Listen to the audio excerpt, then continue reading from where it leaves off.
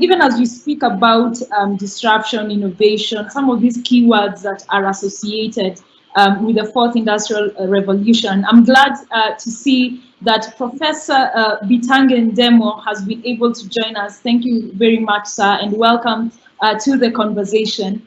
And Bitange is the professor of entrepreneurship at the University of Nairobi's Business School, researching on the link between ICT, small medium enterprises, and how ICT can influence economic development in Africa. So when we are talking about how businesses can be able to leverage on the fourth industrial revolution, be able to leverage on some of these new technologies, I think you've written quite a number of articles on that topic.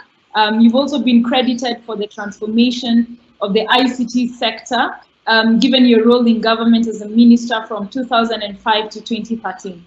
And so Bitange, I'll just ask you a question again that I got to ask Nekesa. With your experiences in government, with your experience with all the research that you've done, specifically even in entrepreneurship, why is it important for us? Why is it important for businesses to be considering the 4IR technologies? Someone might be saying machine learning is too far off for me. As an entrepreneur, as an SME, what are the benefits of considering the 4IR technologies? Well, thank you again for inviting me to be here with you today. I would step back a little bit and explain what we've gone through by failure to be with the rest of the world. When we had the first industrial revolution, which brought mechanization, especially in farming, in order to enhance productivity in farm produce, we did not adopt it because we were very comfortable with our methods of farming. If you can see, we are coming in late, we are having problems with food security, we need to produce more food, and we are just beginning haphazardly to adopt the mechanization. And the second industrial revolution also, which brought a lot more productivity, especially in the production lines, in order for us to afford products. Because previously, if it is a car, it used to be one at a time and it was very expensive. Then mass production improved productivity and lowered the pricing for people to afford. You have seen in the third industrial revolution what has happened and the changes, the examples that which we can talk about. The one that I use most is that it used to take 22 days to get cash in your bank for a check drawn in Kiambu. And the people used to actually to give you a check before they could even deposit the money because they knew it will take long. Even the fastest means, which were posta, which was 4 days, still there was a lot of inefficiencies which came in the form of you receiving your money 5 days after they were sent. If you are discharging a patient, say in Mombasa, and you send money, the patient would stay there for 5 days and the hospital will bill you. That is the cost of inefficiency. Today, you can actually pay the bill within a minute and the patient leaves, you save the 5 days cost. So any industrial revolution brings a lot more productivity. It makes our lives much easier and we take advantage of it. The problem is that what we call resistance to change. Our resistance to change into the first industrial revolution affected for a very long time. If we resist in the fourth industrial revolution, there are many more things or many more problems that we would get into. Fortunately, several companies have embraced the fourth industrial revolution. I usually avoid to talk about technologies like machine learning. I I even avoid to talk about artificial intelligence, which are the technologies that will drive the fourth industrial revolution. I would rather talk about streamlining supply chains, what you see Twiga Foods is doing. What they have done is that previously we used to waste up to 50% of our harvest in terms of food. And you have seen these small companies, startups coming and streamlining that supply chain, knowing where the customer is, and also making sure that you produce to sell. Previously, we did it random, we didn't know what to do, so we lost food in the process. You are seeing what has happened with credit. Most of us grew up knowing that you must have an asset in order to get loans from the banks. That has been flipped upside down by artificial intelligence for studying your behavior patterns, and you can get credit out of credit scoring, which is developed out of use of artificial intelligence. So what we should be concerned is the final product. The mechanism is what we now say government must invest in terms of capacity development. And one more point is that I hear a lot of nonsense people say that artificial intelligence is going to displace people out of work. If you look in 1800 or 1900, just when in Britain the industrial production was improving with mechanization, they opposed it and said most people are going to lose employment. But what has happened, even as I speak to you, the studies that we are doing, a company in Arusha that has been making the same in terms of textile, they invested in robotics in order to produce more. And they brought people and put robotics. And of course, people were removed from the line where they used to do repetitive things. But those people were not fired. They were moved into stitching, which was a higher skill level, and they were trained that now they earn more money than they used to earn. The same thing happened when we brought computers into offices. The former president, Moi, banned computers in offices because he said that they are going to displace secretaries. Today, you go to public offices, you find 3-4 secretaries with computers. So let us embrace this emergence of the new fourth industrial revolution. We understand those technologies. We train our young people to work on the back end in terms of machine learning. Then we become competitive. One last point is that 4IR is meant for Africa. And this is why it is meant for Africa. Africa has more than 2,000 languages. We don't understand one another other than using a foreign language like French or English.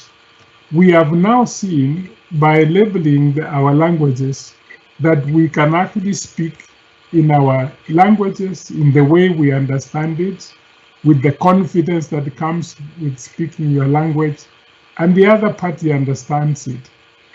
Who would say that that is wrong in terms of now beginning to look at ourselves and saying we can communicate than previously we did?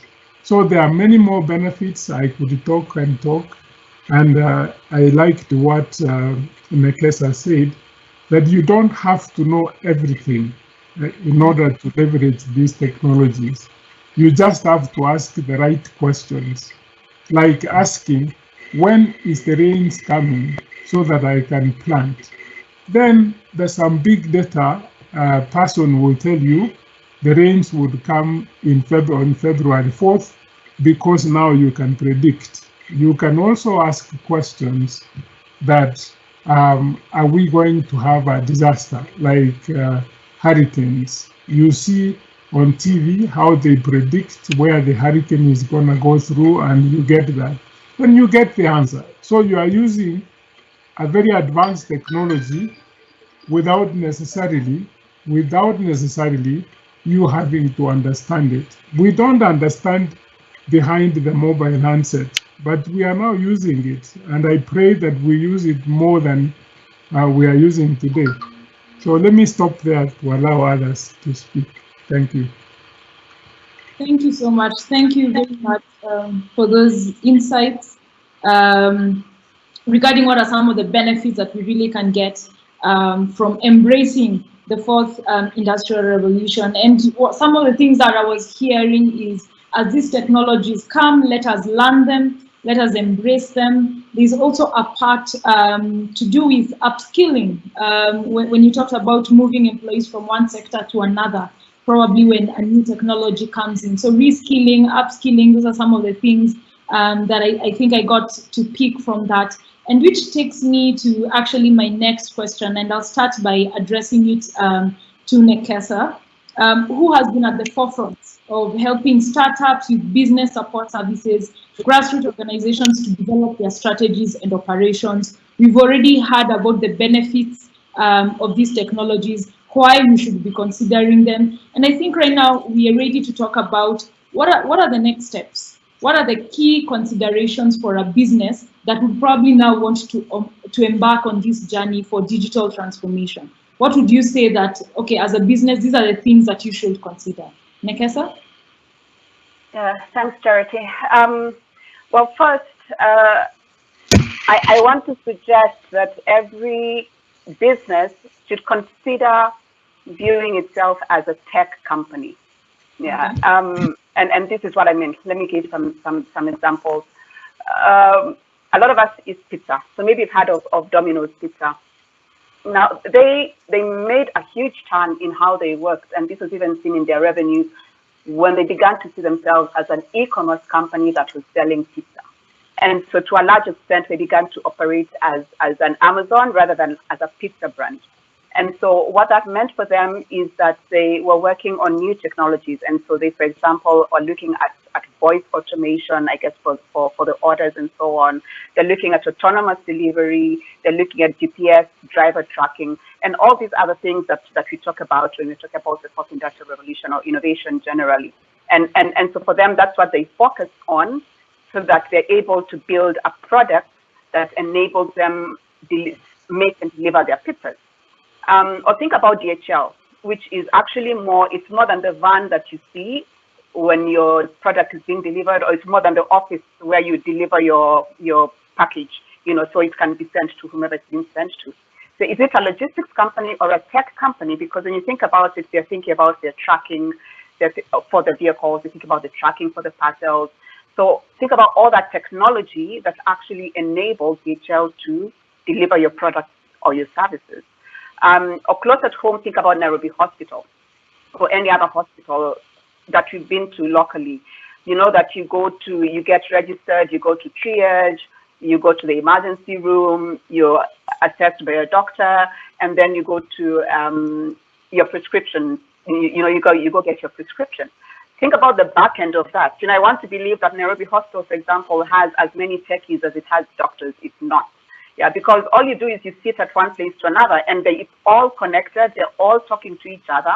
When you go to the lab, you don't sit there and wait for your results. You go to the lab, leave your sample, and then your doctor calls you because he's received your results.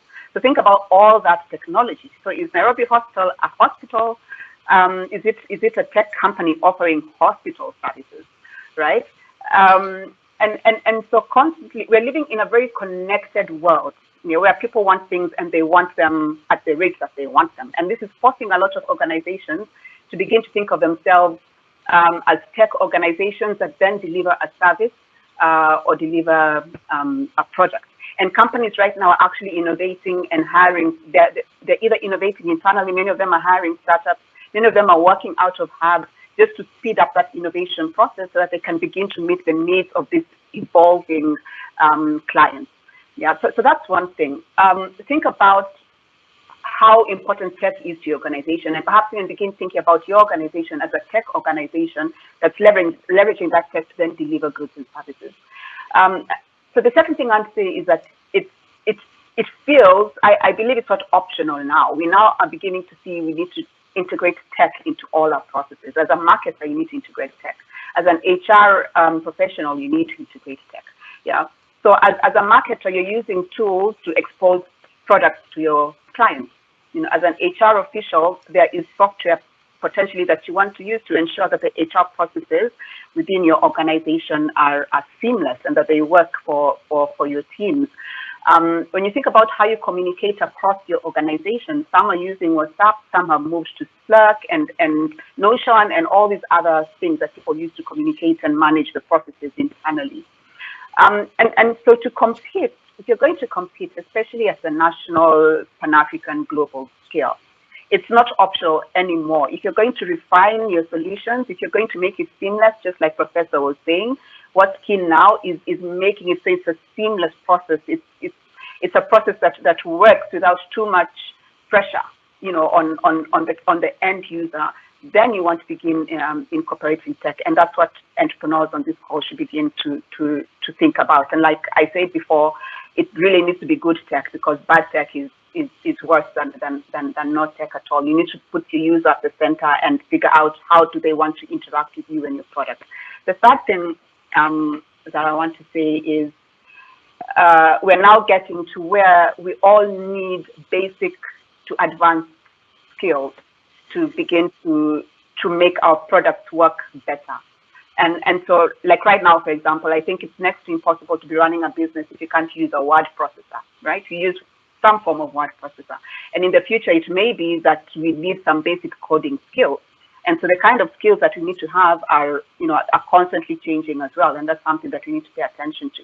If you think about an organization, if you think about a security firm, they are now beginning to need to teach their security guards, not just how to get people to fill in that book that you all don't like filling, but now you need, as a security guard, it's getting to where you need to be able to use technology, because it's all getting automated, it's all going online.